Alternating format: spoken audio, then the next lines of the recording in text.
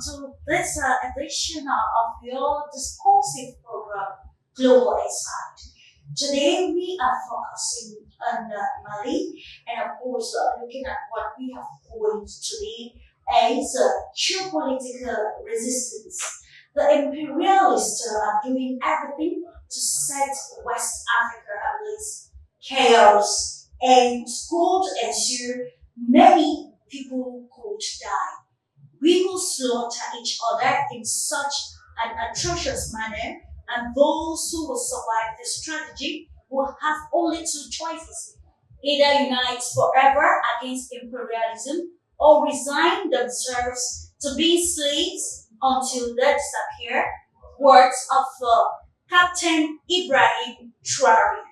The Dark Winter, announced by the Burkinabe president Captain Ibrahim Traore, unveiled itself in Mali on April 25, 2026 in an alleged Western-backed coordinated attack by the Azawad Liberation Front of the Al-Qaeda in the Islamic Maghreb, targeting key infrastructure in the capital city of Bamako, including the presidential palace, Gao, Kidal, Kitar, and Sababer.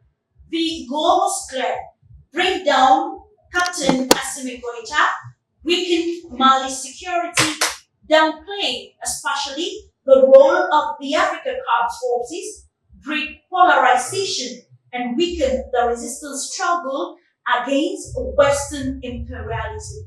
The attack likens to the September 11th event of 2021 of 2001 in the USA, where some analysts reportedly caused over 1,000 casualties, including a coordinated and conspicuous killing of Mali's defense minister Kamara Sadio. This prompts key states pertaining to the colossal conspiracy in the Mali's political sphere, effects on the alliance of the Sahel states, and mainstream media information boom, among others. Is Mali's instability internal, or is it being fueled from the outside? The answer is obvious. At this juncture, Mali is used to check the strength of the farmer and to the ES readiness regarding intelligence, security, and political preparedness as it stands at the juncture of geopolitics of resistance, which refers to a strategic and ideological effort by states and also non-state actors to challenge, undermine, or actually dissociate from established global moral structures, which today we refer to as the old world order. The attack on Mali just proved how complex the price of sovereignty is amid global turbulence and cohesive policies of globalists. Deglobalization remains steady, and the precepts of the New World Order take calls each passing day. So, together with our esteemed panel, ladies and gentlemen, we seek to decode Mali's recent attack and how to remain steadfast amidst the complexities of shifting alliances and new world geopolitical dynamics staging. And I will join you right after the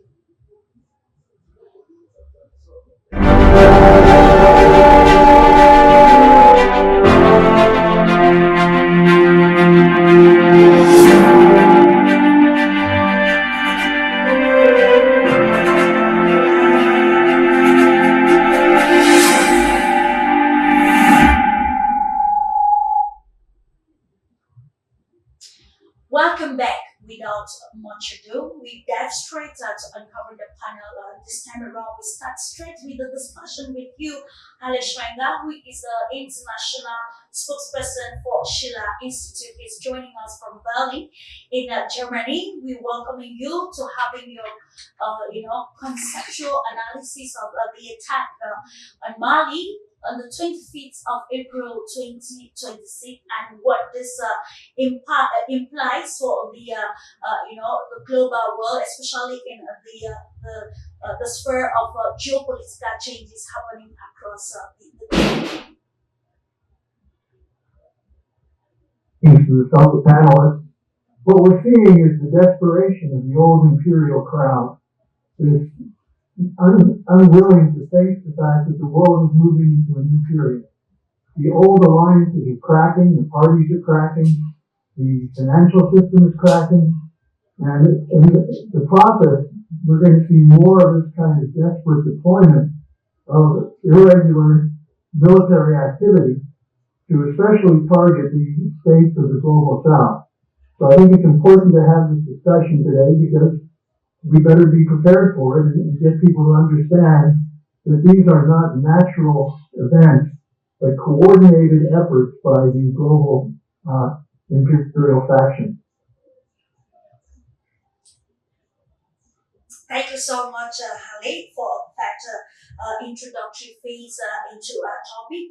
And we are going this time around to welcome Yulia Bird, political scientist and founder of the Experts Club. Thank you for joining us in this discussion, which is very timely, talking about the attack on April 25th in Mali. Actually, we saw a whole lot of narratives, especially regarding the position of the Africa Corps forces, and of course, some sort of the intelligence report and mainstream information pertaining to the stakes, calling that Mali is, it's especially Kidal is on the siege. So today on this platform, we invite you, Yulia, to as a political scientist to share your perspective regarding the attacks and, of course, how this has been, tackled to this day that we have already seen the Syrian forces in place, ensuring to better ensure security as they continue to, take hold of the situation in Mali. Well, Mali finds itself in quite a difficult position, and unfortunately, it has been happening for quite a while by now that some of the trade routes are being blocked, and the attacks coming from the north of the country are happening on a regular basis. So, since there's an agreement on cooperation in security area with the Russian Federation, the Africa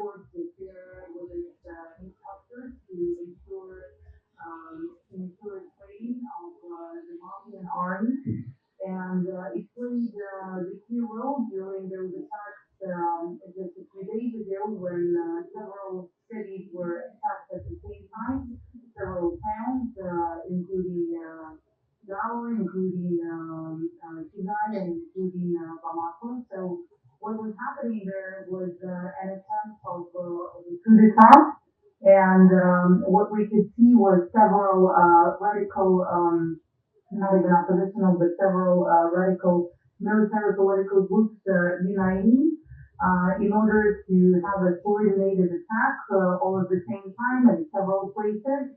And what they were hoping for, I suppose, was to catch the Malian army off guard.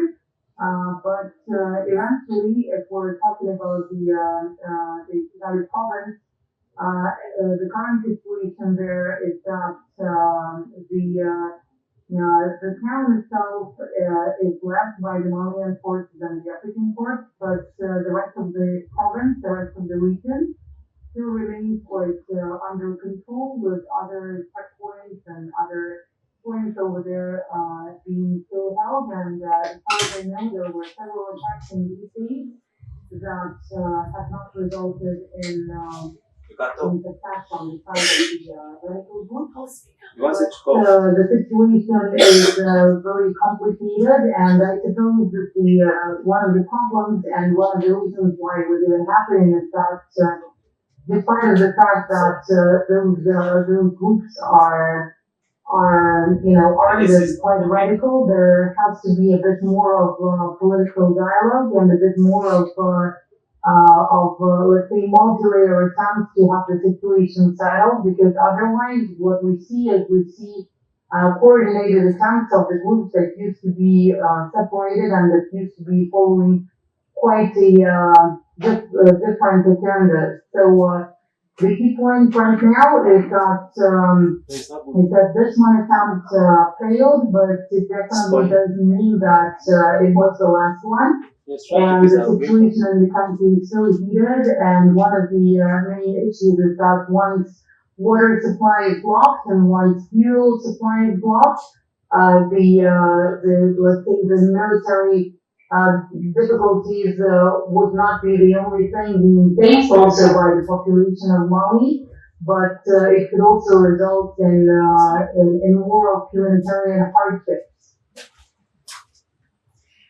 And of course, we continue to watch the event.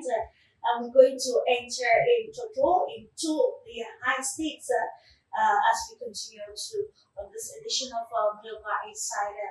And for the first time on the Pan-African media, and of course on this platform of Global Insight, let's welcome Caleb Malik, who is also journalist, political analyst, and he is joining us from the United States of America. Welcome to the program, Caleb, and of course, we want to have your holistic opinion regarding the attack on Mali. I know you've been writing books, especially I remember a statement, get hands off Africa, and today the attack on Mali has been likened to that which happened in 2001 in the United States of America. So, as a political scientist, what stakes can you highlight in your holistic preview of the recent developments in Mali?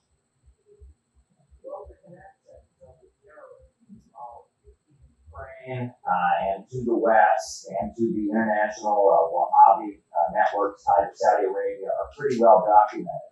And this comes as part of an onslaught coming from the old colonial powers against the Union of Sahel states. What's happening in Mali, Niger, and Burkina Faso right now with the fisheries that are being built, with the power plants that are being constructed, with the economic development is unprecedented. It is setting a huge example for the African continent and for the entire global south of what you can do if you break free and start developing.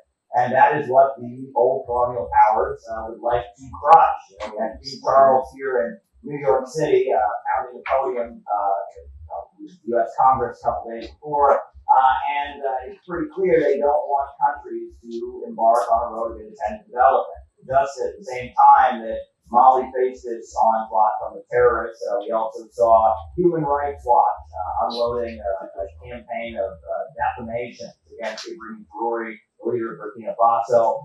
We saw that being echoed by Jacobin magazine, the social democratic voice of the kind of controlled and pro-imperial left in America. And this is all coordinated. They're afraid of the example that is being set by the Union of Sahel states, by the course of independent development, by their alliance with Russia and China. And I believe this is fully coordinated. It's their own playbook. And the way that the defense forces were able to mobilize and protect the country, the way the population thoroughly united behind them, even though they saw the tragic death of the defense minister, all of that is showing that it's not going to work. But this is their latest offensive to try and crush the example.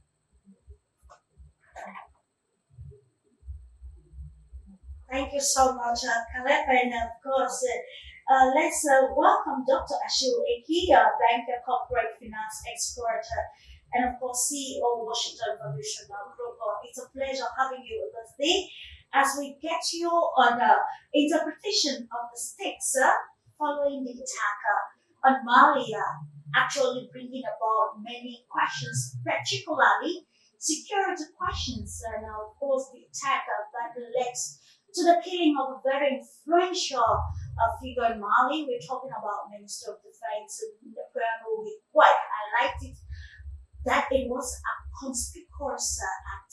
So let's hear what you have to say. Well, thank you so much, Larry, for the invitation and my panelists here. Hope we will have a phenomenal debate. Am I muted? Of course, no, we can hear you. Just go on. Okay, great. All right. Well, the attempted terrorist coup, in Mali is not only a Malian issue, right? So it's to me, it is a test of whether African sovereignty still means anything when foreign powers inside the government have chosen the wrong partner.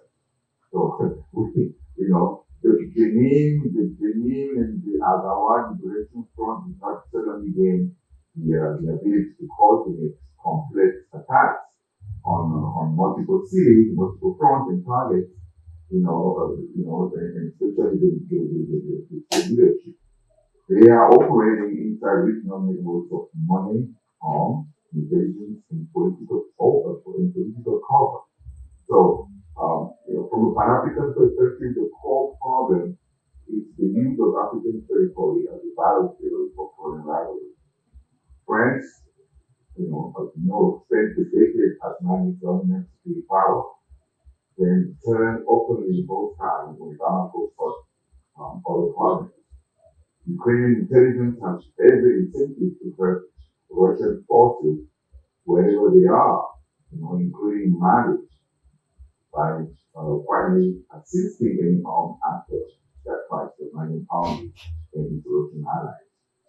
Algeria hosted and helped structure modern Malian armed group, culminating in the FLA, which now marches alongside the Al-Qaeda franchise towards Bamako. Borderlands in Algeria and Mauritania function as real corridors and markets that, terrorists and separatists exploit. So this does not excuse Mali's leaders from their own failures, but it forces a basic question. Why are African movements and grievances so easily weaponized for someone else's strategic gain? Sovereignty cannot be selective. If Malians want to change the government, they must do it through political struggle, not through drones, car bombs, and separatist offensives supported by foreign capital. Pan-Africanism demands clear red lines. No external power should be allowed to train armed or direct armed groups destabilize an African government, whether that power is France, Ukraine, Russia, or anyone else. No African state should host or assemble separatist fronts that then join terrorist organizations against the neighbor.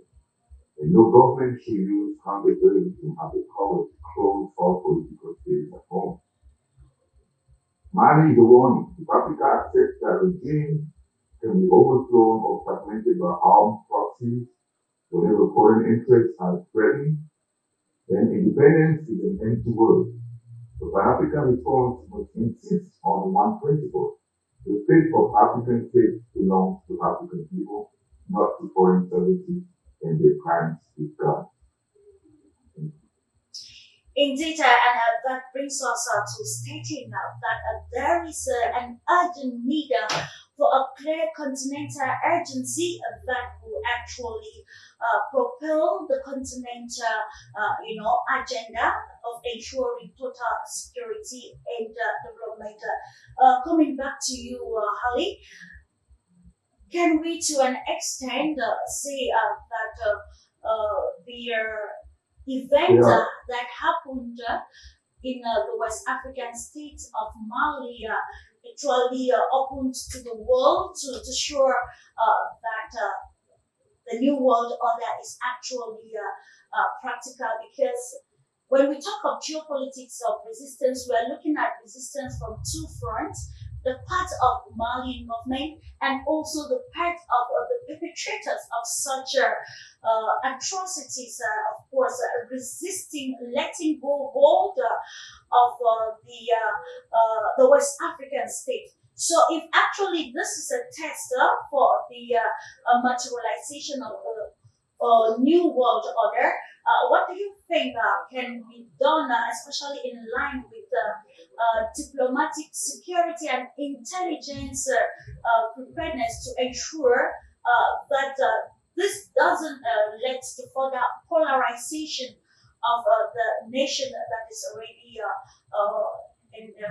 undergoing major security challenges, noting that it has been stated that this is the highest of such attacks for over 15 years. So its effect or magnitude is actually big. So, Clarence, I know the name is there, it's here. I just want to make sure you. Hale Suranga, the question is directed to Hale. Okay. No, okay. I think what we have to realize is that we're facing something which might be called a new Great Game. If you look at the Great Game from the 19th century, which was the British policy to contain Russia, to pit the Russian Empire against the Austro-Hungarian Empire, the Ottoman Empire, what we just saw this last week was the British Empire, in the case of King Charles, come to the United States to reassert this idea of a special relationship. What's a special relationship?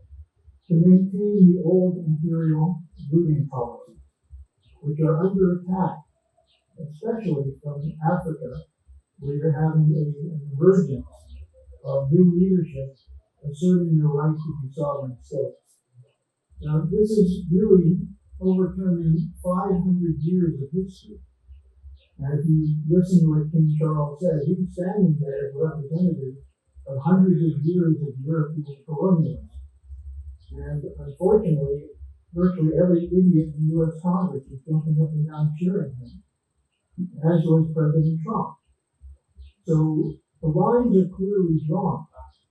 And what we see is that the difference today from in the past is that the emergence of a new alliance of states, for example, the BRICS, largely driven by Russia and China's economic development, Shanghai Cooperation Organization, the Sahel Union, Alliance of Sahel States.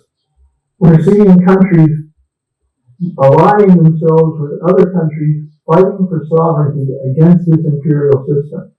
Now, the important thing to realize is that the imperial system is going to collapse. It's going to collapse under the weight of its own debt and its own corruption, its own immorality. The question is, will it be able to destroy the global south before these sovereign states are able to fully experience the benefits of mutual coordination? So I think this is a key moment in history, and as we at the Schiller Institute have been talking about for some time, it's a potential turning point to an era that's been waiting for 500 or more years.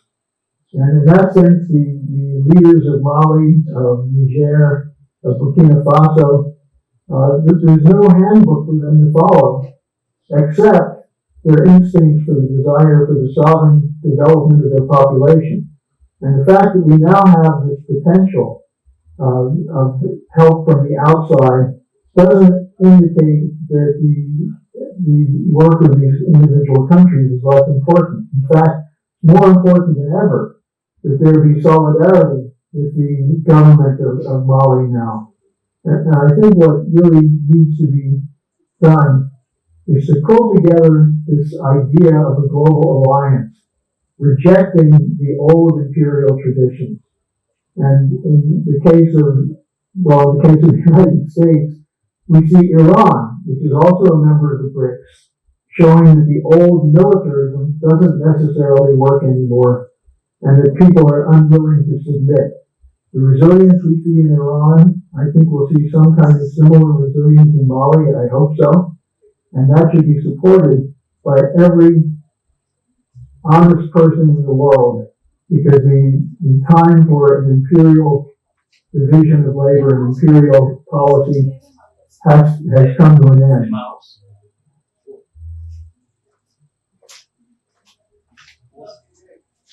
Okay, thank you so much. Just being informed that Arnold Dudley has joined the conversation.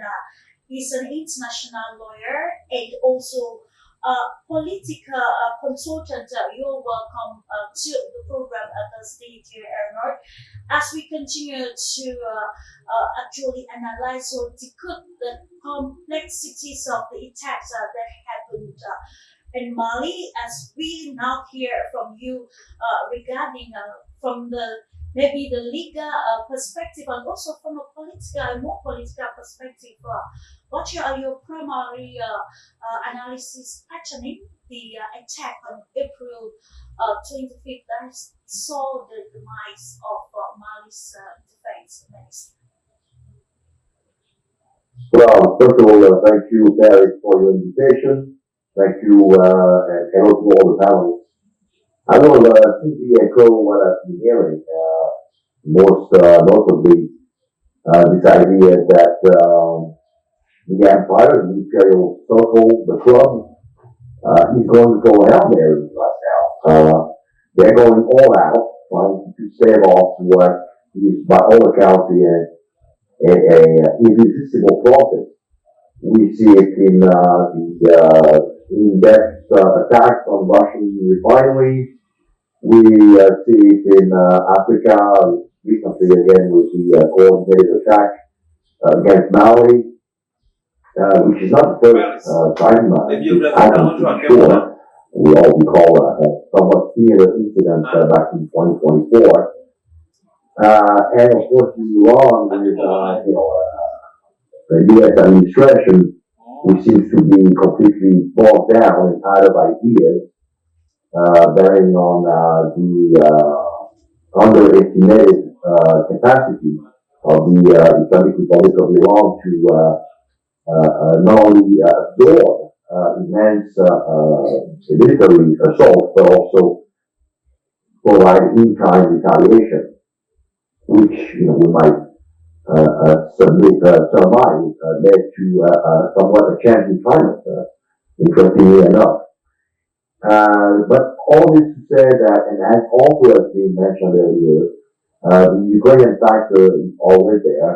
We recall Zelensky paying a visit to the UAE, trying to sell his services. Didn't quite work out as he expected, but again, the Ukrainians are all around the place, trying to antagonize, trying to pursue their obsession with confronting anything Russian on every front, every theater. And to be sure, we are in World War III.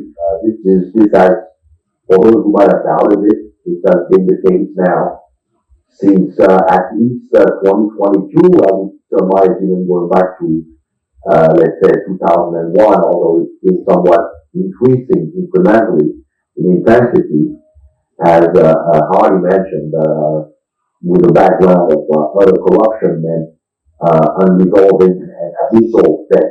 So, to be sure, this is a historical process. It's the end of a 500-year window, a 500-year era. The entrenched establishments in those countries still seem to be deluded as to what their capabilities are all about, whether or not they can sustain their control over resources across the world.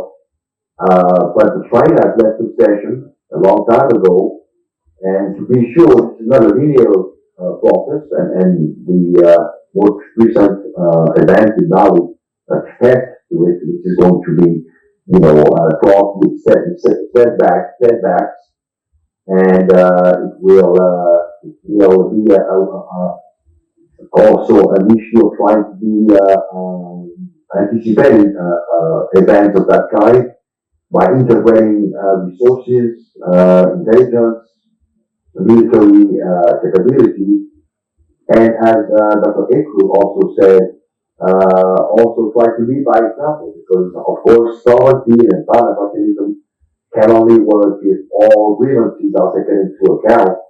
And so counterterrorism cannot just be, a one-trick pony. It has to take into account what could be at times legitimate grievances as well.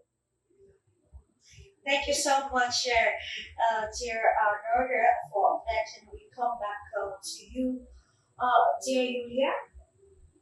We heard about everything that happened to Mali, and also probably people blaming the economic situation of the country. And we want to look at the conspiracy at play to give some sort of political analysis.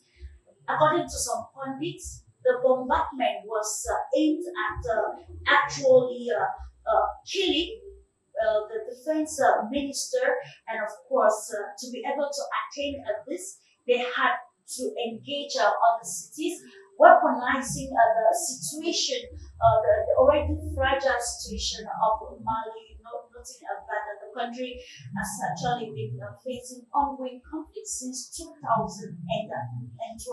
So is there some sort of veracity, like maybe a conspiracy to eliminate Camara Sadir, and of course a conspiracy that led to the bombardment of cities and the casualties recorded?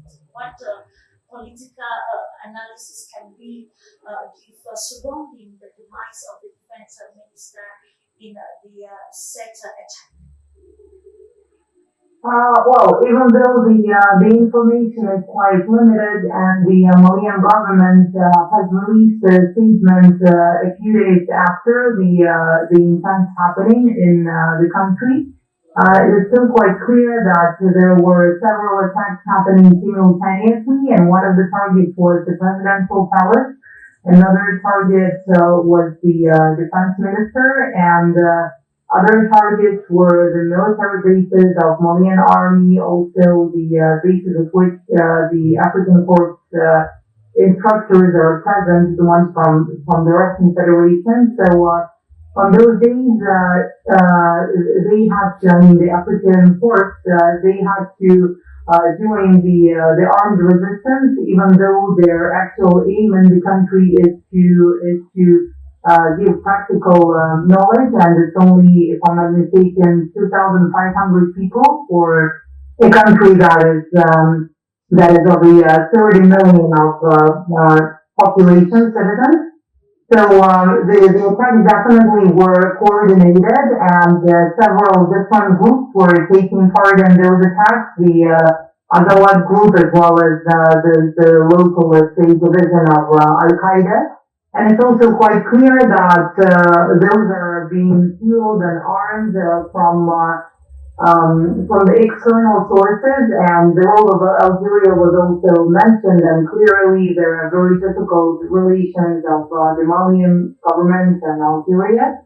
And once again, as it was just said, what we see here is another, let's say, another proxy conflict where several different parties are involved, and several different parties are at a clash, even though there are different forces behind them. And I completely agree with the statement that was just made by Arden Generally, that basically what we see happening in all of those war theaters is that it's the World War III,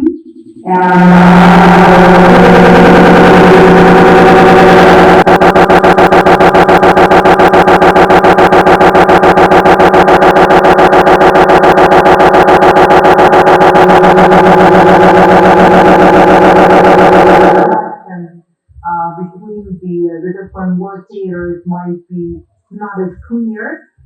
Yet, it's still out there, and what's happening in Iran, what's happening between Russia and Ukraine, what's happening in Africa, and the attacks that are currently happening on not just Mali, but also the leadership of Niger and Burkina Faso, which makes it the entire Sahel Alliance. Those are all parts of the very same big issue happening, but unlike the first two world wars known in modern day history, here the difference is that the informational component plays even a greater role. And even when we talk about the military aspect of the conflict, it has changed quite a lot. So the current format that is being observed globally is a very striking hybrid war that has multiple fronts, and that is quite multi-layered. Also because the economic relations between the countries and the trade and many other ties connecting the countries have become much more sophisticated, and the speed at which some of the situations are developing is much greater than it used to be 80 years ago, 100 years ago, and so on.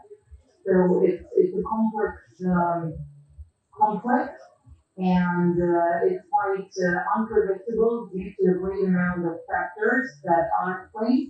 Yet at the same time, what can be clearly found is that the key parts of this work are always pretty much the same ones. And the resistance is also out there. Yes, it's going to be quite exhausting for all of the parties involved, but as a result of this work, just like the result of the World War II, would be a completely different world order. Indeed, and we continue to watch to see what the world order will look like, addressing the people as we could actually noted that this is actually an attack on sovereignty, and this comes with a price. In our preamble, we noted that Captain Ibrahim Traore said that there's a dark black winter that is coming, and we also note that the leadership of Niger had earlier warned of a coordinated planned attack on especially Mali and on the Sahel states. And it brings us again to wanting to understand the stakes, the proxy wars happening on the battlefield in Mali with you, Caleb.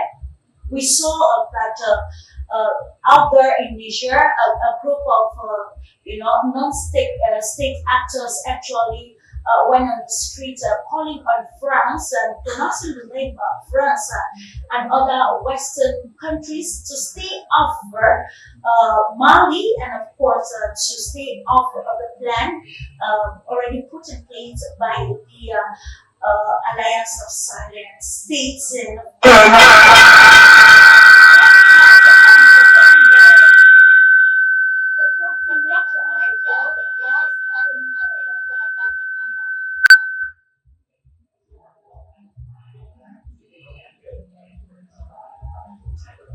hello, Khaled, did you get the question? Sorry.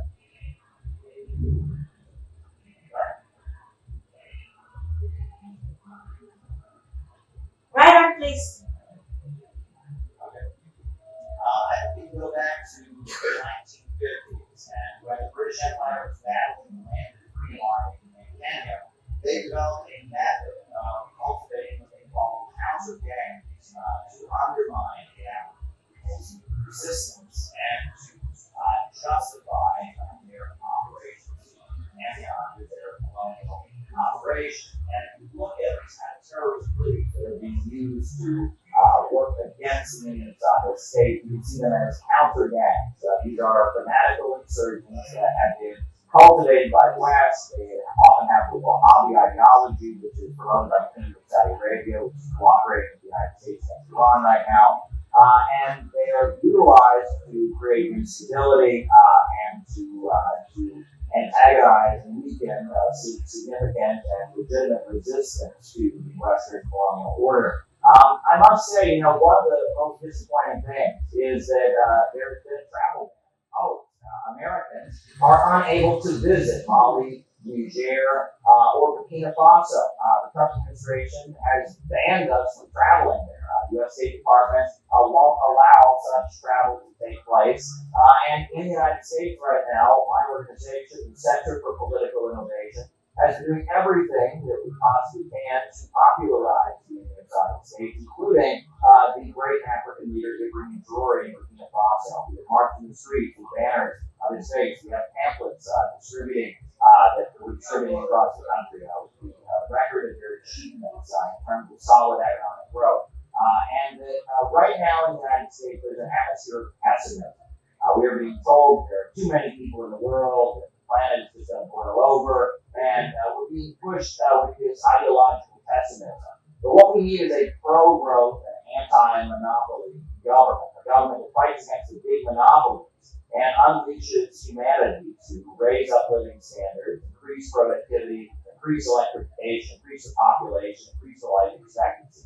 That is what we need to counter the pessimism of the big monopolies and their Malthusian agenda. And that's what the Center for Political Innovation, my organization, has been trying to popularize. We look to the Union Side of the States as a great example of a pro-growth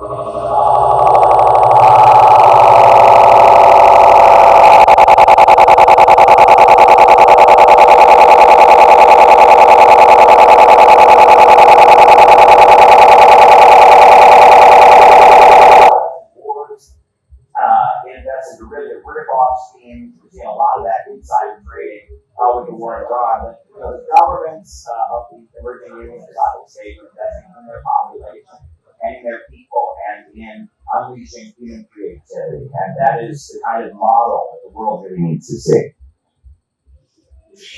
Indeed, it is important. It's often said that information is power, and subsequently, I will come back to you, colleague, especially on the agency set or agenda set by the mainstream media pertaining the development in Mali. While I come back to you, Dr. Ashio Eki, it is very imperative. In your opening statement, you quite highlighted a lot of things that provided the scope for the world to see clearly the discrepancies across Africa in lines of, continental collaboration, because the public opinion holds that Mauritania, Algeria, actually proxy nations that the West used on Mali on the 25th of April 2026. And of course, we still want to dwell more on the fact that the dream of a united Africa is being tarnished still by proxy tendencies. You remember how Gaddafi was murdered, and today we are looking at Algeria, we are Mauritania, and when we also look at the position of Ivory Coast, Benin, Nigeria, and other Western proxy countries that are actually, serving the imperialist purpose, according to pundits out there. So, with the situation in Mali, what can we say set as the right parameters or the agenda for the African continent to rally and support the fight for sovereignty, rather than playing the game of regime change through coup d'etats, weaponizing the vulnerability of people, and at the end just to attain a political objective that wouldn't bring about, the democratic states they always put ahead. We see today that Libya remains in ruins. So what can we say? A strong message to the African people. Well, before I continue, I wanted to say my condolences to the government of Mali for losing their Minister of Defense, General Sadio Kamara, I believe. In this attempted coup, and so it's as a military person, I mean, as an African, when I look at the situation in the Sahel region today, and I see the challenges they are facing, those are states that have no border with water. They are inland states, so it's really very challenging for them to be able to to operate like a regular normal state, because they have to depend on neighboring countries for some of their basic needs, right? So, but having said this, the government of Mali is not also immune from criticism in this situation, because of the fact that we cannot have a situation where we have 12,000 terrorists that are organizing in neighboring countries, and then organizing and then creating this chaos that they created on April 25th, and no one in the Secret Service, I mean any organization in the country is aware of. This is very strange. This is one of the questions that people are still pondering on. Why was it a failure of leadership here? What happened? How come they were not informed? How come the spy, the different agencies and did not find out about. Why aren't those organizations infiltrated, to the highest point possible, to be aware of all the strategic moves that they're planning to make? Those are the questions that people are asking themselves. This is unacceptable. When I heard about it, I was upset that Mali got attacked, but I also wanted to blame the government for not being able to really penetrate those organizations in a way that the Mossad and other big organizations penetrate these terrorist organizations and collect information so they can preempt their actions. And this is a working call, I believe, for Mali to be able to change the way it's functioning. And another aspect of criticism is the fact that there seems to be a lot of relaxed ways that the country, the junta, the government there is running the country. It seems not to be very rigid, very strong, and the vision also that the government of Mali is projecting. We don't really know what that vision is. I mean, we've seen President Traore, stand strong as and share his views with his people, with the African people in general. So we know what his thoughts are, what his visions are, compared,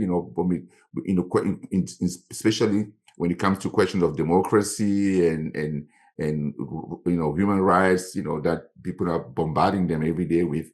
He stood strong, and then he has strong views that people applaud, people like, because Africa at this stage, for President Traore, one of the things that he said is that consider Africa is in the 1800 right now. When 1800, when France and all these countries, United States, and were still fighting for their freedom, from colonial powers like Great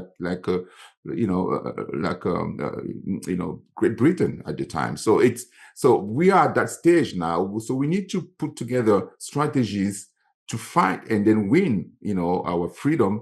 And that's going to be hard, but we have the potential of winning easily because of the fact that we can have alliances today. We can create alliances with superpowers, superpower countries, superpowers, and strong economic and military powers that surround the world today. And that allows us, to be able to dwell on that, to organize ourselves, and then be able to contain all these assaults, all these terrorist organizations that are, for the most part, being financed by the same people that are financing those states. Some of the Western countries and Western organizations. And so we have to understand the strategy behind all this, and then organize ourselves accordingly. Now, bordering states, to Mali, Mauritania, Algeria, they've played their part as well by hosting those terrorist organizations in their countries. I mean, how is that possible that people can organize in your country and then and to topple a government, and then you can come out, and say that you don't support that? This is unacceptable.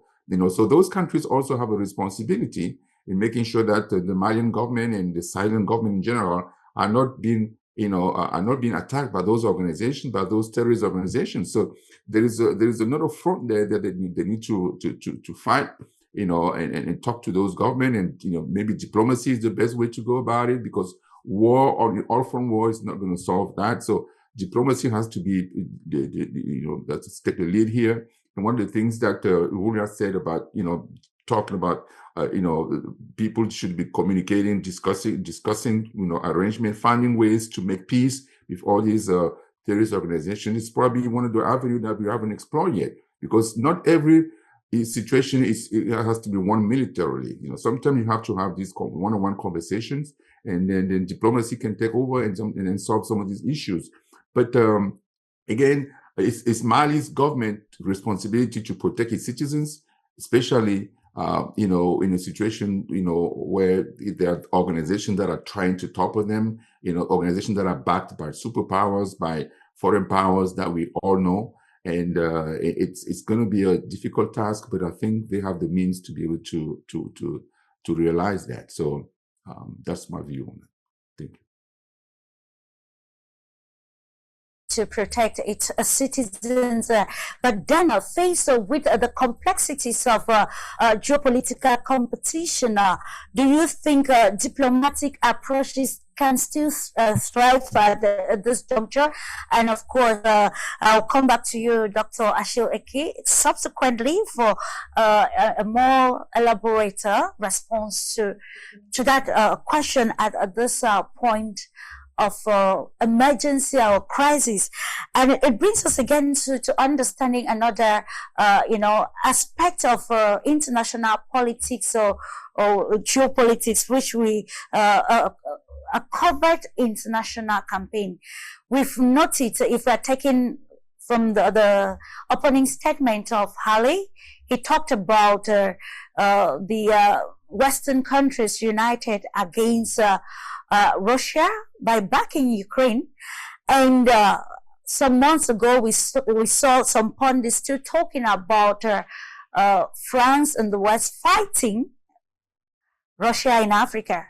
And now we are seeing a scenario where a country that has had some sort of military security proximity with the Russian Federation came under attack, and we saw information or mainstream media reporting that the Africa Corps actually hoisted a white flag and surrendered to the rebels in northern Mali, and some sort of unverified claims.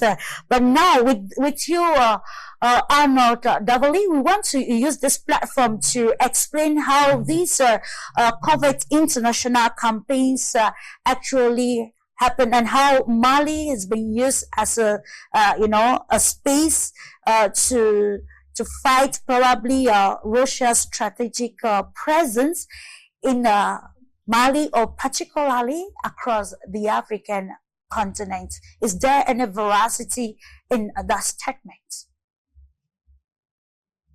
Sure, this has been a tried and true process. I mean, we've seen it in Syria with the instrumentalization of the Kurdish dream of Rojava state.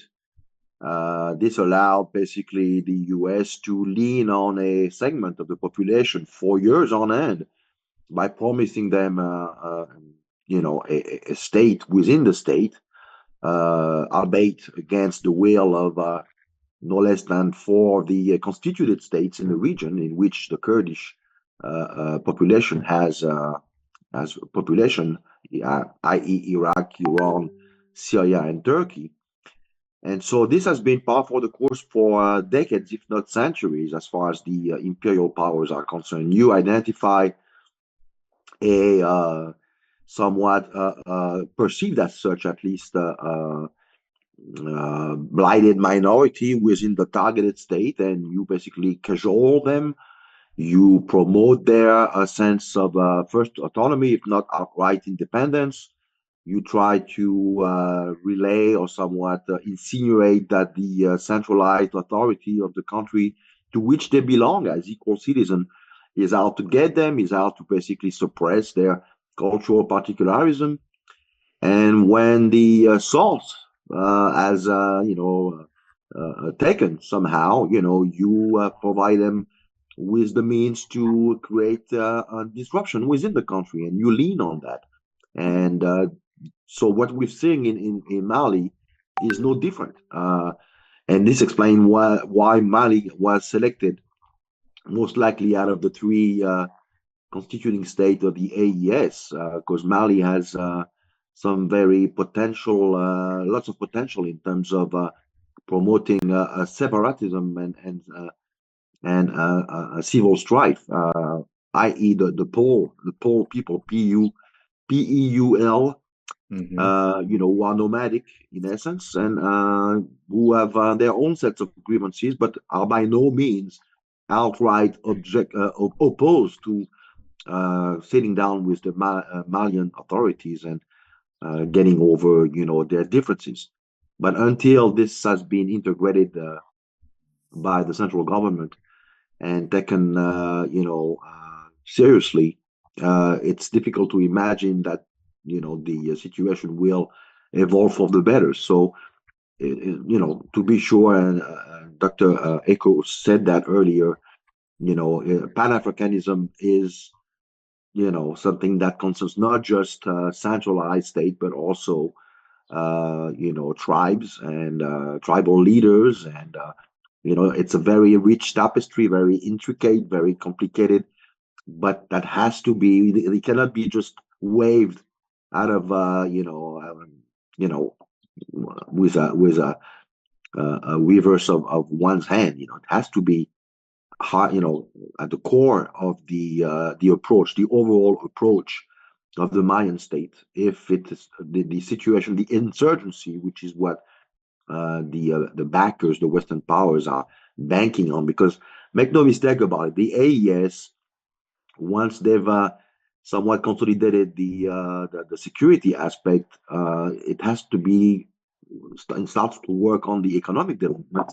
Sorry about that. And so, as such, if we have chronic instability and security issues, no investor is going to want to, basically, get involved, and that's what it's all about. And so that's basically what I would add on the issue. But no, the method has been tried with some measure of success in many areas of the world, and we in Algeria they tried to go after the Kabyle region in the western part of the country. A couple of years ago, they even created some kind of a political outfit in Paris, which somewhat rogue itself the political legitimacy required to declare independence, outright independence. When if you spoke to Kabyle in Algeria, they never heard of that outfit. So the same thing with Syria. The friends of Syria, the friends of Libya, or the list is endless. And of course, we continue to analyze how to actually, counteract all of the happenings.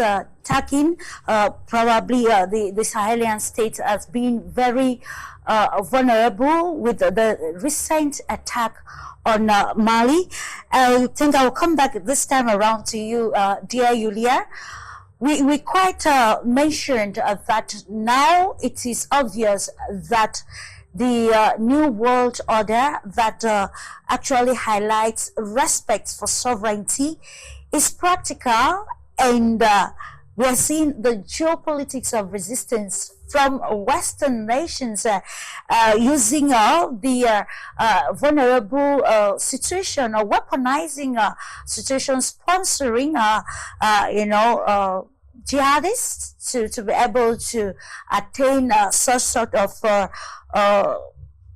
agenda, especially in Mali. We know France has been a country controlling many nations.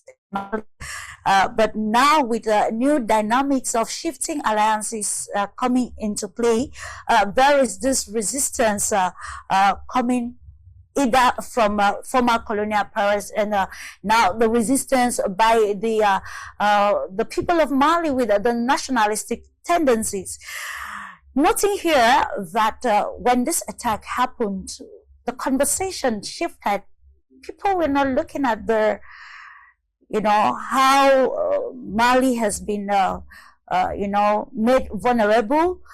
The debate was, okay, you sent out France or Western countries, and of course, opened your door entirely to the Russian army in the position of the African Corps, and of course, many times the mention of Wagner. So now we have noticed the vulnerability of the situation in Mali, especially, in terms of intelligence reports and other preparedness agenda to be able to curtail such an attack. So what is the agenda of the Russian Federation to continue its partnership with the Malian government and other states of the Sahelian alliance to ensure that insecurity is kept at bay? Well, the Russian Federation has started active cooperation with Mali, Niger, and Burkina Faso almost 3 years ago.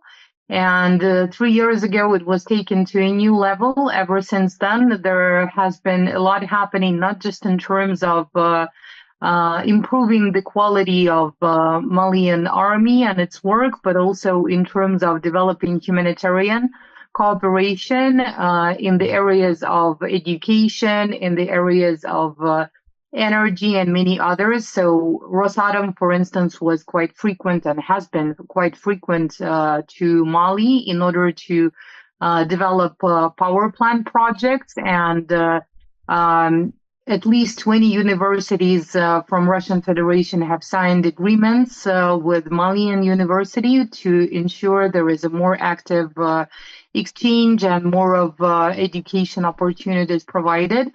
So the cooperation of the Russian Federation with those three countries is very complex.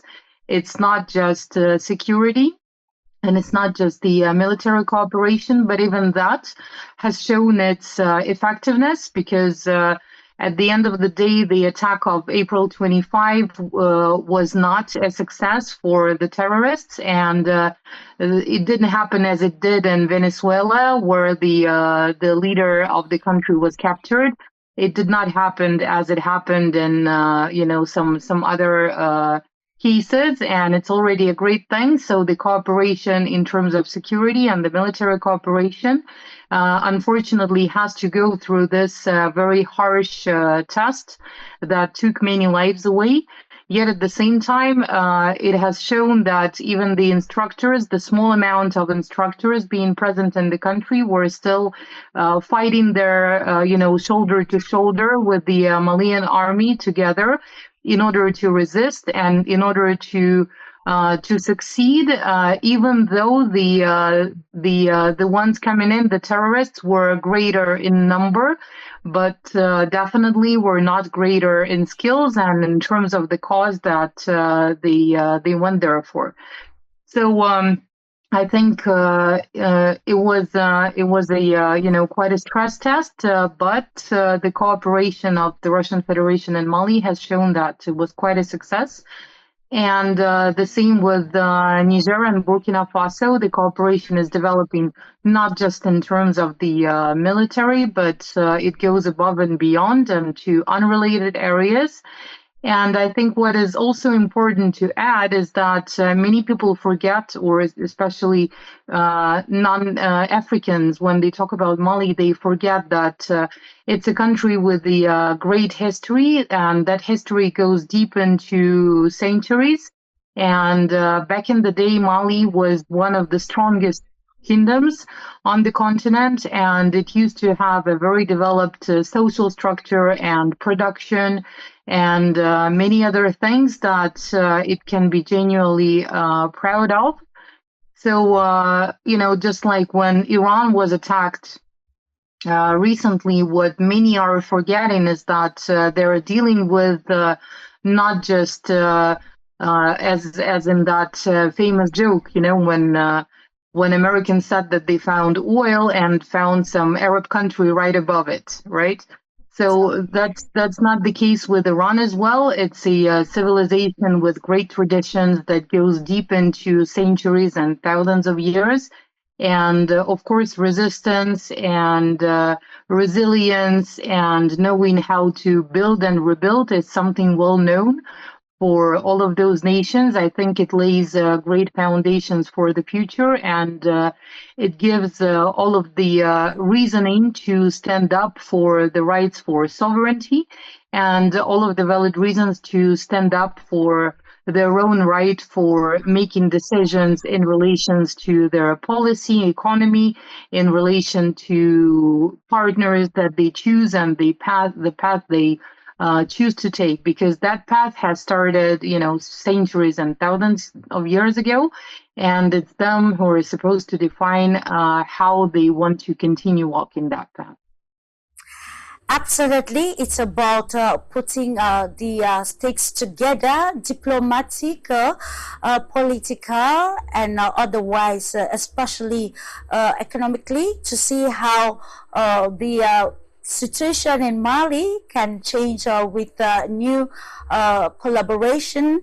Let me come to you, Ali. When we're talking about the Mali case, it is imperative that we actually highlight some of the components that are always very clear to understand why such a situation will happen in Mali, and why it is not just a national but then an international event that warrants deeper analysis, like what we are already doing here at the moment. Here we are looking at how some sort of reglobalization, opening the new scope for new alliances, or probably old alliances to be redefined, is actually bringing us to the juncture of resistance, where the hegemons they feel like we need to stay in the rules-based order, and if there is some sort of resistance, like what we are seeing in the Sahelian states, particularly Mali, Niger, and Burkina Faso, we see that there is the use of sanctions, coercive policies, like the attacks that happened in Kidal, Bamako, Gao, and other cities across the country. So let's try to see how we can solve, with recommendations, solve these the new changes that are coming to ensure that the trajectory of reglobalization is more clear for understanding, and how this will help to foster economic, international economic cooperation, and even diplomatic cooperation that will be more mutual rather than cohesive, like what we witness in Mali, elsewhere, Venezuela, and Syria, and other countries. Well, let's take a step back for a moment and look at the big picture. I think Yulia said something very important about Iran being a civilization of 5,000 years. One of the problems in the West, especially in the United States, but also in Europe, is an arrogance and a racism, the belief in the superiority of the Anglo-American stock and the inferiority of the rest of the world, especially the global South. But if you look at what's happening in Iran, what you're seeing is that the power of the West has diminished. The West has the power to destroy a nation completely, but can they build one? Can they solve a problem? And I think what we're looking at here is the point at which the Western countries are killing themselves with debt and militarization. And it's partly an attempt to sustain a predatory looting system, which is now rejected by most of the world. So what does that mean? We do have to move into a new system. And there are many examples of things in that direction. The Sahelian states coming together after the rape of the colonialism from the French gave them a start.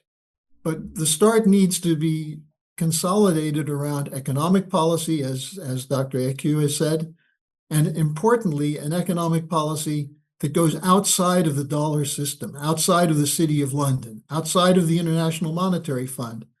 And I've been reading some of the statements from the President Traore, where he talks about physical economic production, the importance of developing in his country and in every country of Africa the resources for the people of that country.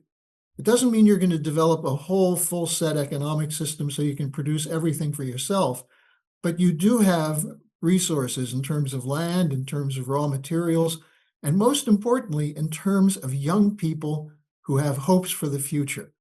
That's the greatest resource that exists in Africa. And now how do we connect that with the rest of the world? Well, let me just throw out something quickly, which is sort of a radical proposal. But in this situation where the US has $40 trillion of debt, where France can't come up with a budget, they're cutting 6 billion euros out. In Germany, where the auto sector is collapsing. Suppose we had a situation similar to what Gaddafi was proposing, with a monetary system backed by physical goods, whether it's gold, oil, production, and that would be introduced through alliances such as the BRICS, the Shanghai Cooperation Organization, the African Union, or even the three Sahelian states. An agreement to get outside of the petrodollar system, which is collapsing anyway, and develop credit institutions that will help these countries put their people to work developing their resources and their capabilities. That's the future, a new financial system, and you're not going to get acceptance from the City of London, from the French banks, from the Belgian colonialists, from the Germans. You might find the Spanish and the Italians interested in it, but you will find support from Russia, China, India, Indonesia, Malaysia, countries that have a relatively healthy economic situation compared to the Western countries. So I think if we look in this development capability of physical economic development, what the United States used to do, what made Germany a strong country at a certain point, you use the resources you have and you use those to trade with countries to get the resources you don't have to work for mutual benefit. And that's the only way you can defeat this imperial system, which will destroy the world to sustain its predatory power. So I think this idea of using debt as a weapon is an interesting one to ponder. Absolutely an interesting one to ponder, and how feasible or realistic is it in the world of resistance at this juncture? Coming back to you now, Dr. Achille Eke is still on the aspect of the African continent, its political dynamics, and how it's helping to fine-tune the sovereignty call in the 21st century, with the precepts highlighted by the leaders of the Sahel states. Now we're still looking at the demise of the defense minister. When we look at his personality, we discover that Kimura Sadio was not just a defense minister, but was the one with the strategic overview, where he actually, to an extent, chose sovereignty over diplomacy by framing, some sort of security challenges through the lens of nationalistic tendencies, or probably national pride and resistance to what he termed proxy manipulation. And it is actually this proxy manipulation that led to his demise, according to information. Actually, a friend visited before a suicide bomber visited his home, and the story happened. So he was equally very instrumental as well in terms of fostering or giving more impetus to the alliance of Sahelian states in terms of ensuring that Mali, Niger, and Burkina Faso come together to form a very strong unified integration, security integration, to be able to contain attacks like what we saw on the 25th of April 2026. It shows actually the limitation of the Sahelian states and in terms of intelligence.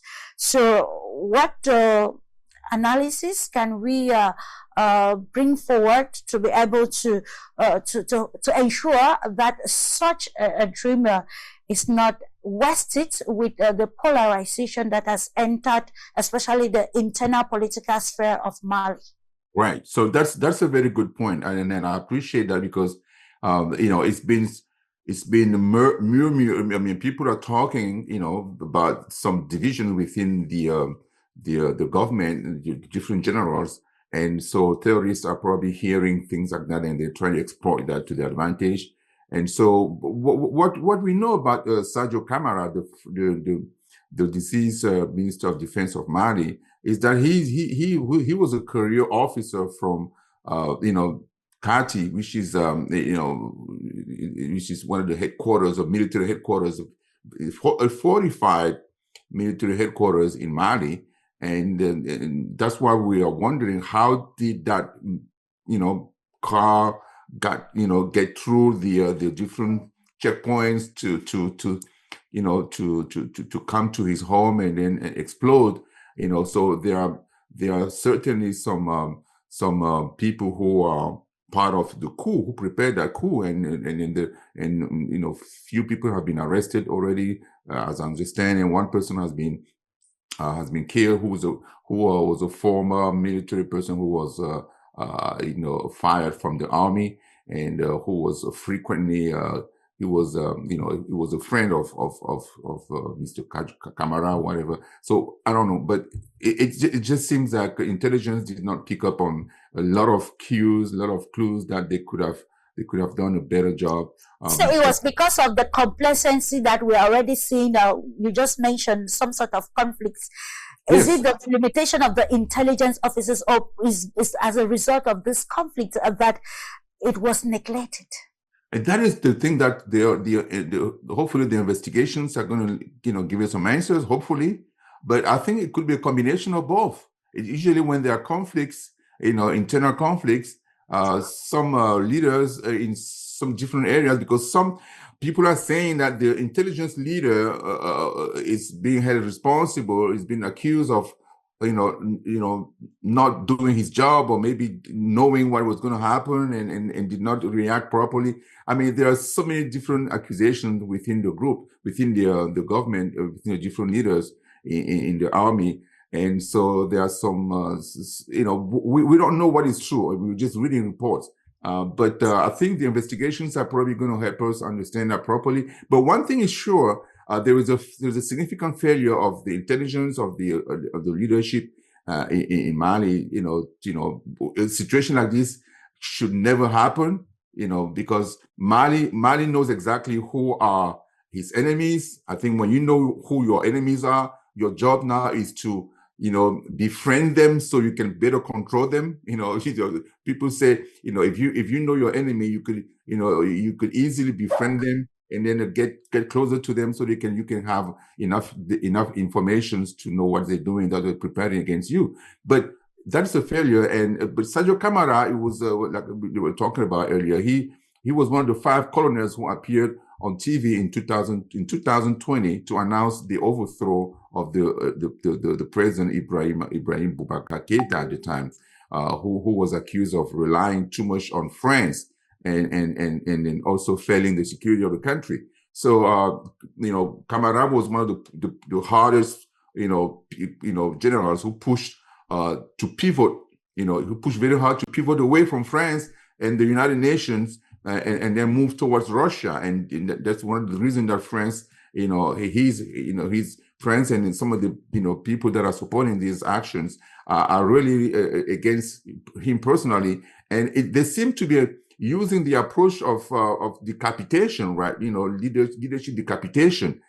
From what we see, they targeted the president and the different ministers in the country, but Camara was for them a very successful attempt, and so they feel like one of the hardliners of the leader of the 5 generals has been taken out, and that could boost their will to come back again and continue fighting, which is why it's important that the president and the new make and the government and the civil society they have to make some significant changes to the way the country is being run, because it's showing, and people have been talking about it, there's a lot of it's a lax way of running the country for military power, to be knowing that they are always at risk at any minute, at any second of losing their lives. So I think there is a lot of work that needs to be done, and thankfully they have the will, they have the means, and they have the support that they need from the people, because the people in Mali are very they are very independent. They don't want to go back to the old ways, especially the youth and some of the politicians that we know are very in cohort with France. Those are the people who don't like the current government, but the people are really, for the most part, behind the government, and they want to succeed. So I think it behooves the government now to do what is necessary to boost its security, to infiltrate those organizations, the terrorist organizations more. They have to do what they need to do, because this cannot happen again. A second time, this is going to be very disturbing, and it could create a situation of uncertainty in the country, and that could lead to all kind of situations that are out of control. So absolutely, yeah. When the inside is not healthy, it gives a rumor for the outside to actually, engage in its own agenda. And it brings us with you, Caleb. We, from all that has been said, we now talk about the great reordering in the New World Order. So how can we limit the consequences of the great reordering that is happening across the West African states, particularly Mali? The Sahelian states have been created, and then security remains a problem that critics have been highlighting that these nations will not contain the jihadists, Al-Qaeda and others present since 2012. The country has been vulnerable, and we see this country wanting to move out of that vulnerability in what I think we can frame as the great reordering of Mali, but then meeting a whole lot of resistance and with the attack that killed over 1,000 people. So how can we, practicalize this philosophy of the great reordering and make the consequences more positive in this time of fundamental global shifts? Well, it's interesting because other guests have referred to possibly World War III. I don't know if that's necessarily the right way to frame it, but that points to the reality that you cannot separate events on the ground in Mali from the global theater. For example, Ukraine. Ukraine is heavily involved with the terrorists in Mali. And today, the world is commemorating 12 years ago, the horrendous massacre in the Odessa Trade Union House, where the Ukrainian forces, backed by the West, murdered organizers who had gathered there to object to the Western-backed coup and the fanatically anti-Russian government that was imposed on Ukraine, setting the stage for the eventual special military operation and conflict that we're seeing today. We also have the United States threatening Cuba. Donald Trump has made very dramatic statements against Cuba, and Cuba's record of standing in solidarity with forces on the African continent who have longed to push forward and fought for their independence is quite astounding. Libya was very close to Gaddafi. Libya was very close to the people of Angola, sent its military to Angola to defend the people of Angola and their sovereignty. And now we have the Trump administration hinting they may be attacking Cuba.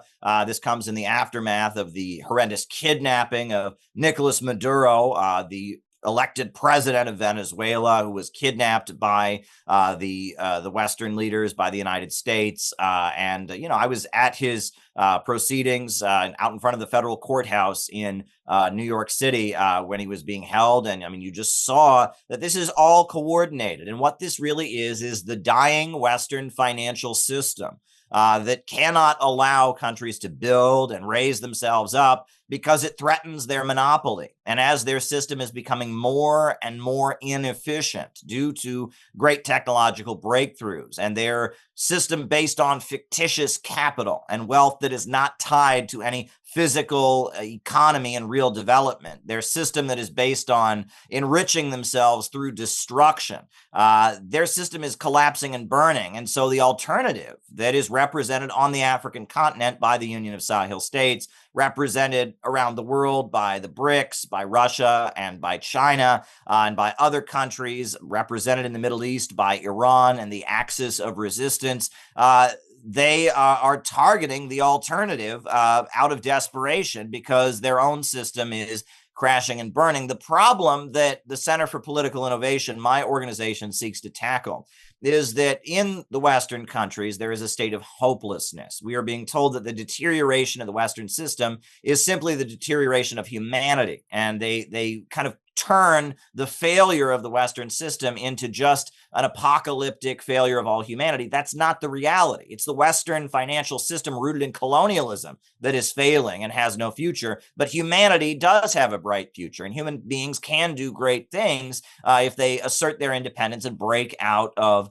the Western system. And, you know, we saw the FBI targeting a Pan-Africanist organization here in the United States, the African People's Socialist Party. The FBI raided their homes. And my organization, the Center for Political Innovation, took that FBI repression by the Biden administration seriously. And we attended their court proceedings and we stood with them. We raised their case even with the Russian president at the World Youth Festival. In addition to that, there is a big effort in the United States to foment sectarianism among the population. And the way that, we saw this conservative activist, Charlie Kirk, who was murdered, and then they encouraged those who were on the so-called left to celebrate that killing. And we would argue that this strategy of sectarianism and fomenting division that has been used by the colonizers and the imperialists around the world, they're now bringing that home to the United States to try and polarize and divide our population. What they really don't want is a population that comes together and says that imperialism and the rule of the world by monopolistic bankers is not just bad for the world, it's bad for Americans. And that ultimately we need a government of action that fights for working families, an anti-monopoly state that invests in the population. The only future America is going to have is going to be with the rising new economy. That is the reality. If you look at America, our roads and bridges are crumbling. They're unpaving the roads. Our water's not being properly purified. We once had the highest standard of living in the world, but our leaders are so committed to maintaining this global financial order and sending weapons and bombs and drones around the world to maintain it, that America internally is being hollowed out.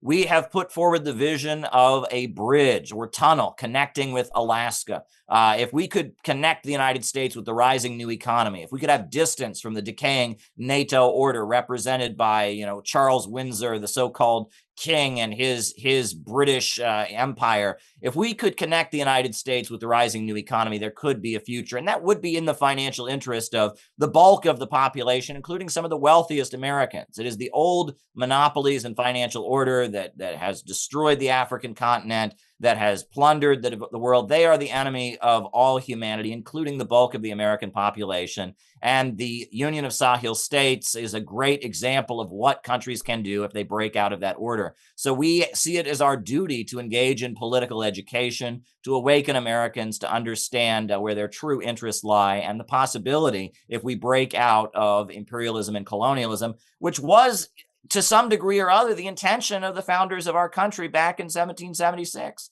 So we have a job to do in terms of education, but I look at programs like this that are spreading the truth, that can be viewed by Americans and people around the world as part of that educational process, awakening people to think and understand the reality of the global situation and how it affects them directly.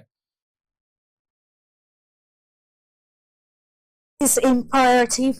We need the right education to understand the stakes, and of course, why should the global reordering be weaponized? And with you, Arnold Dovely, when we're looking at this geopolitics of resistance from Venezuela, we see Syria, Venezuela, Iran, and then the African continent, Mali. The recent one is true about other countries. Even Sudan, actually in some sort of quagmire with attacks and of course uncertainty. But then we look at how these global reordering coming as a result of re-globalization in the scope of new world dynamics has been weaponized by the use of, trade sanctions and maybe proxy security arrangements or proxy wars, and with Mali as the current example on a case study this day. So how can this the phenomenon be probably politically addressed to ensure that the limiter weaponizing interdependence or probably the new dynamics coming into play with the BRICS and countries of the global south? Well, I believe, as has been mentioned earlier, that there needs to be an exodus from the Western financial institutions. I would even say, I might not, elicit enthusiasm here, but even the UN, has turned obsolete. I was, and Caleb was a part of it as well a couple of weeks ago in Moscow. We was a year-long process, but we adopted the statute for a new observing outfit, which is going to basically become a permanent fixture. And this is only because basically the UN spawn organization, the OSCE, have basically failed. And so I think this is one of the answers, is to basically take stock of the current logjam and come up with political initiatives and reach out to everyone who's willing to participate from the global south or from those segment of the population in the West who want nothing to do with the old structures anymore, to create those new institutions. In the case of Africa, China has signed recently a deal with I think over 50 African states, which basically allows them to sell and export and sell their production without converting their currency into the euros and or the dollars. And so, this is basically what we are going to be seeing more and more now. We need to emancipate ourselves from the traditional institutional framework and create our own institutions. Basically, we need to leave the plantations. We need to basically say enough is enough. They're going to take the whole ship down with them anyway. So the question is, do you want to stand on the Titanic as the ladder just goes down and sucks you back in? Or do you want to just basically take the time to roll your way out of the danger zone and create a whole new world anew? That's basically my take on the whole thing.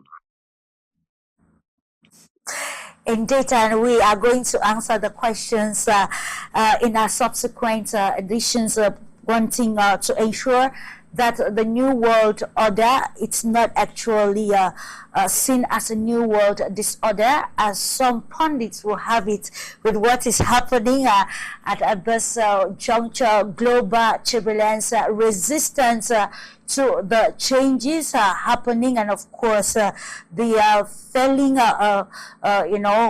the powers of the hegemons actually reducing, with new powers emerging, and of course new alliances. It is imperative that each nation or continent set an agenda that will make this new dynamics of the new global setting very imperative, which is very much to the African continent. Coming back to you, Dr. Ashil Eki, let's look at this aspect which Caleb just highlighted: political education.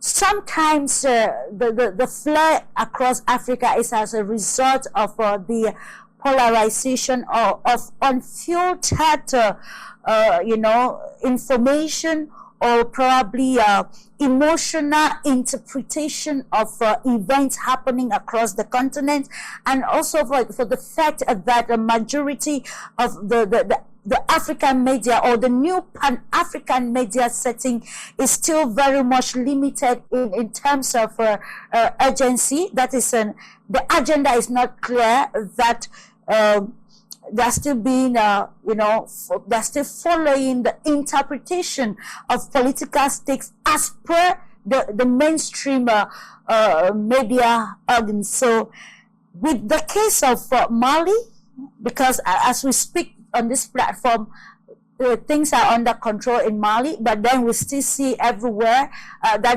Mali is under siege, and of course alarming, a dire situation that has even caused some sort of, let's say, battle of the mind, challenging the very existence of humanity in Mali. So how can political education in the context of the precarious situation in Mali or the West African Sahel states in general be used as a tool to probably set a new agenda for the African continent in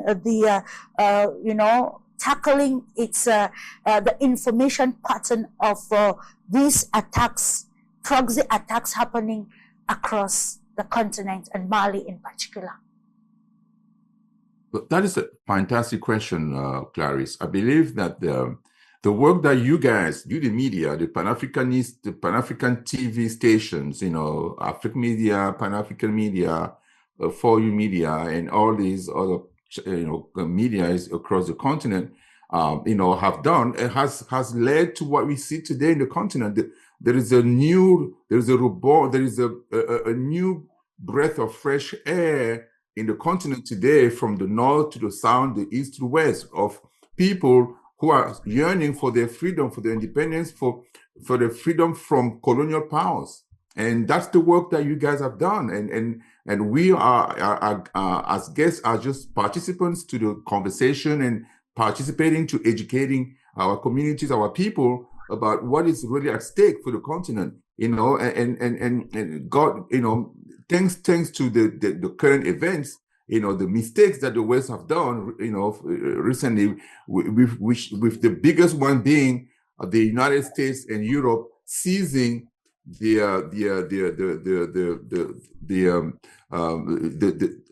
currency, the money of Russia in their local banks, which is a huge violation of the trust that the different continents, the different countries are put together on the dollar or the euro, in terms of protection of individual rights. You cannot steal someone's money,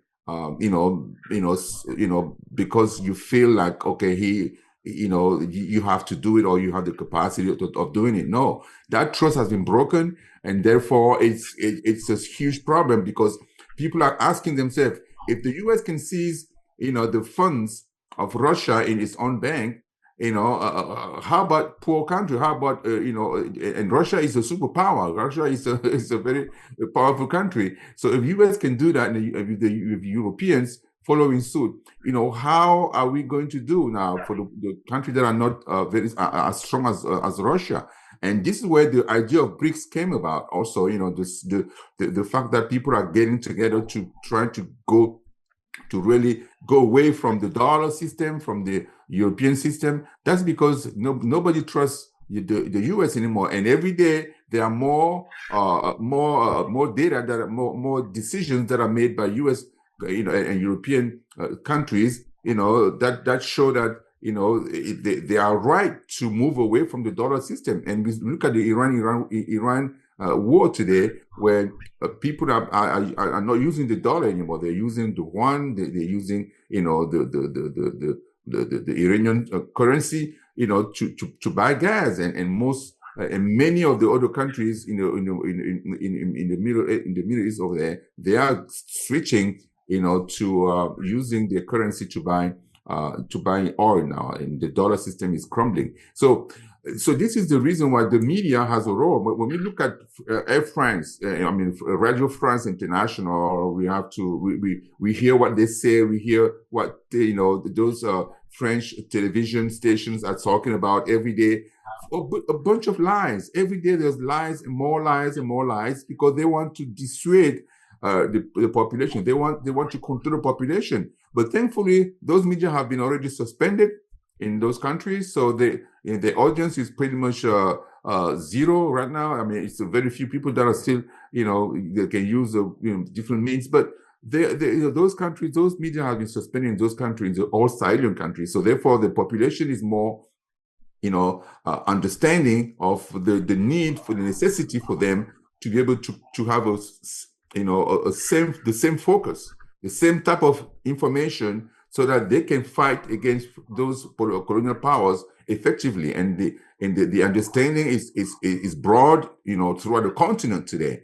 And I think the challenge is if the silent countries are able to be successful, then it's going to lead to more countries joining together or creating their own groups of countries that are going to get together to fight against colonial powers, and we're hoping that that's going to happen. I've heard that some of the countries in the eastern side of the continent are planning to do such a thing, but everybody is really watching what is happening between those three countries first to see how it's going to succeed. But the idea is that we need to use our own media now. We need to trust our own media in communicating with the people so that they can be politically well educated, in terms of the fight of our forefathers. The Pan-Africanism movement did not start with us.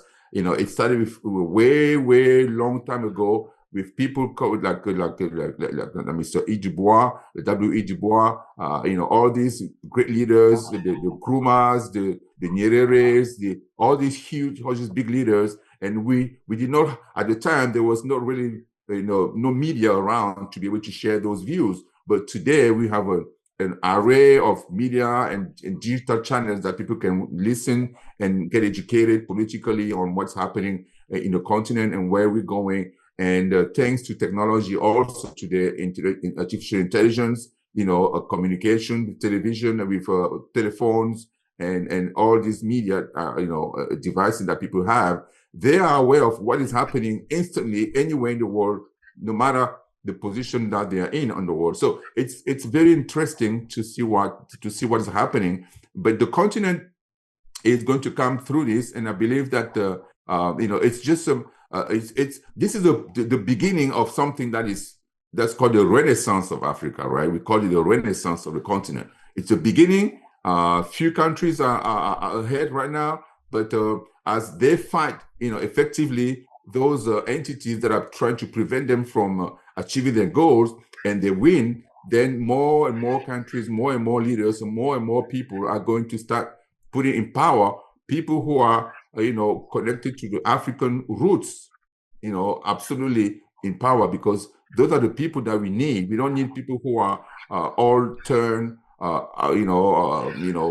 are, let's say, puppets of the West. We don't need those people anymore. So that's going to change the continent in the future, and we're going to have the best leaders that we can have to help us come out of this situation. Indeed, a very imperative information. We often say that before the physical confrontation, the war starts with a pen and with words, and it is imperative that during this very crucial and fragile moment, that information is contained so as not to be derailed from the risks on the ground regarding the situation in the Sahel. Just to note, ladies and gentlemen, that the and forces are actually present in Mali to continue to work together with the Malian army and also the African Corps together to ensure that there is total calm and serenity in the country, actually in its new dynamics of ensuring sovereignty and ensuring collaboration with new partners that will propel, especially the economic situation of the country. Some pundits say the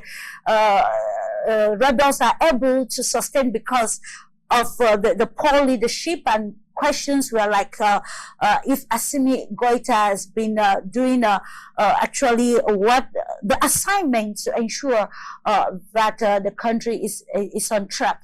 But then we continue to analyze this with you, Caleb. Maybe recommendations as we continue to look at this geopolitics of resistance with our case study of Mali. And as a journalist, what do you think should be the agenda set now to be able to, mitigate information and negative propaganda warfare that usually, will paint a different picture of the realities on the ground? Well, we've seen a lot of deceptive propaganda from Western outlets. Like I said, Human Rights Watch recently took aim at the great African leader of Burkina Faso, Ibrahim Traore, and their report tried to equate the government that's emerging, that is raising people up from poverty and is fighting the terrorists, with the terrorists. I mean, it was just utterly despicable what Human Rights Watch did. But Human Rights Watch is one of these entities that is utilized for the purpose of trying to discredit those around the world who would challenge Western hegemony. And we saw that, and that we live in an age where a lot of things are done online. We have, right now, we have the social media apparatus that's been created. People talk about the danger of deep fakes and social media deceptions. One thing that I think it's important to be aware of is the efforts to manipulate dissidents against each other. And we see this happening quite frequently. There's an effort to polarize and fracture those who are sympathetic to the rising new economy and play them against each other. And that we see, mainstream media outlets in the West and prominent entities in the West highlight some dissident voices, suppress others, and play a game where they manipulate all of us that are supporting the rising new economy against each other by playing favorites, by boosting, by manipulating. That's the game that they would like to play. And it's important to be aware of this. They've already lost. Let's be clear. Western media outlets are discredited. People don't believe them anymore. People know that there were no weapons of mass destruction in Iraq. People know that the USA is not attacking Iran because they think it's on the verge of getting a nuclear bomb to attack the world. People know that Western media is lying. So now they're playing a game of trying to manage the counterinsurgency or manage the dissident spaces and manipulate them. And it's important to be aware of this. I compared it to the years of lead in Italy. When Italy was on the brink of leaving NATO during the 1950s and 60s, the Western intelligence services fomented the years of lead. And because the population was overwhelmingly anti-NATO, they, fomented all kinds of confusing political violence in Italy as a way of keeping the population confused, getting people weary. People didn't know who was on what side. There was a message sent out that if you got politically active, you might get shot. All kinds of people were murdered and assassinated. There were all kinds of bombings. People were shot in their legs. And even though the Italian public wanted to leave NATO, the popular will was overridden by this kind of layer of confusion where the NATO status quo was able to win by default because with Operation Gladio, the Western intelligence services were manipulating the dissident factions that were anti-NATO against each other. And we need to be aware of the games that they are playing. And there's a lot of these kind of games that are being played. And this is Brzezinski. That was his whole strategy for moving against Russia in the Cold War. He openly talked about it in his book, The Grand Chessboard. He even talked about, quote, keep the barbarians killing each other. That was a strategy that he utilized in order to maintain Western dominance. So we have to be aware of the games that are being played and take the position that we support the rising new economy around the world. It is in the overwhelming interest of the majority of humanity. But within the people who recognize it, look, there's going to be different perspectives. There's going to be different religions represented. One thing that's been very important in the Union of Sahel States is a campaign working against religious division, bringing Christians and Muslims together, because one way that the imperialists have been able to dominate the African continent is fomenting religious division, right? And playing Muslims against Christians, getting Christians to believe they're under great danger and threat from Muslims, getting Muslims to believe that Christians are their mortal enemy. And when it gets down to it, everybody loses when these kinds of games are played. So I think that's the most important thing to keep in mind during this educational work. We've already already won the main battle. People see that the Western outlets, the Western media is lying and deceptive. So now we have to move ahead with the confidence of the global majority rejecting the colonizers and their media outlets to bring people the truth and bring forward a unified front that can bring on the new world of growth and development against the Malthusian Western order. Indeed, very imperative. Thank you so much, Caleb. And we round off with you, Dr. Ashil Eke. You know, it is a very crucial moment for the African continent, and the whole agenda of the Sahelian state has actually brought some sort of impetuous vitality and huge expectations as to, with people saying that this is actually the platform that will bring that new Africa that we want, the one that is more practical and living the realities of the new world order. So with the precarious situation in Mali and the conspicuous targeting of strategic politicians, like what we saw, the demise, the killing of Mali's defense minister, internal disagreements, and the vulnerability of the political sphere, what recommendations can be given to probably diplomatically, in line with the intelligence, information, and even some sort of political, agreements or discussions that will actually solve the problem of insecurity? Well, what we saw in Mali is not simple. It's not a simple local mutiny, right? So it's a terrorist coup attempt by the organizations that we call JNIM and the FLA, that are backed and exploited by foreign interests that cannot accept, that African countries could be sovereign.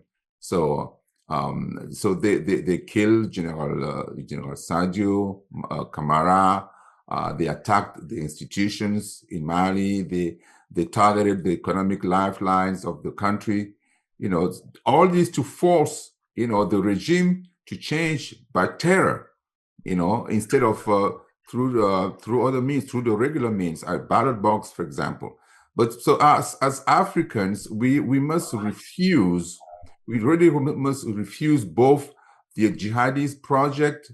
I don't think the jihadist word is really appropriate, because jihad is for people who are trying to convert non-Muslims to be Muslim. But here in this case, they are Muslim fighting Muslims, so those are terrorists that are being used and that are being framed as jihadists by the Western media.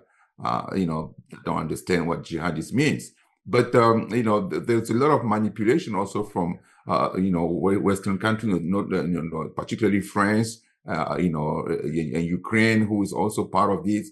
So the answer is not to go back to dependency, but to strengthen cooperation between African countries, and to fix our governance issues or governance failures, and in the case of the Mali, the Malians have to decide Mali's future, not foreign entities, that are backing a terrorist organization. So if African governments can be overthrown by terrorist organizations acting as foreign proxies, then the independence of those African countries is going to be an illusion, right? So what we need to do is exactly what the Malians, the Sahelian countries are doing, is fight strongly to win their independence. And the whole continent is watching as those foreign leaders, colonial powers, because they want that experience of the Sahelian countries to fail, so they can come back, running and happy to be able to colonize us again a second time. So, okay. Yeah, thank you. Absolutely, yeah. Countries cannot function in isolation. There is need for cooperation. There is need for collaboration, but that should be done on clear terms, as we see that the world is a global village, and we need to give importance to multipolarity. We can't be using multipolarity, multilateralism, and then thinking about countries working independently, but then there is need to respect sovereignty, political sovereignty, economic sovereignty, and even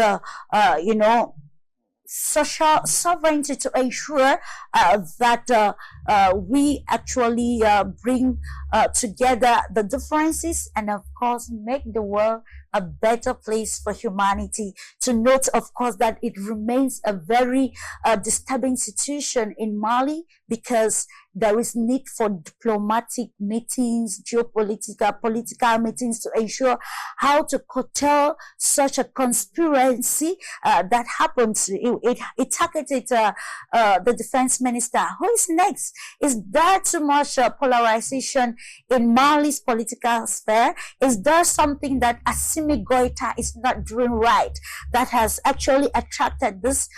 Can we now answer if the problem is coming totally from the internal scope, or is it from the external forces? This and more will continue to answer subsequently as we continue to, educate masses on this platform of Global Insights, understanding the stakes, and of course, setting a clear and positive agenda that will actually push forth the African continent to the position where it belongs, especially in line with international cooperation. I want to take this opportunity to thank you, ladies and gentlemen, for the great insight, and of course, immense thank you to the technical team for ensuring that the program was a success. Just to note, it was proposed to you by Globus. Hoping to see you next time and soonest, but then do have a lovely weekend. Bye-bye. Thank you. Thank you, Caleb. All the best. All Thank the you. best. Thank Have you. a good weekend. Yeah.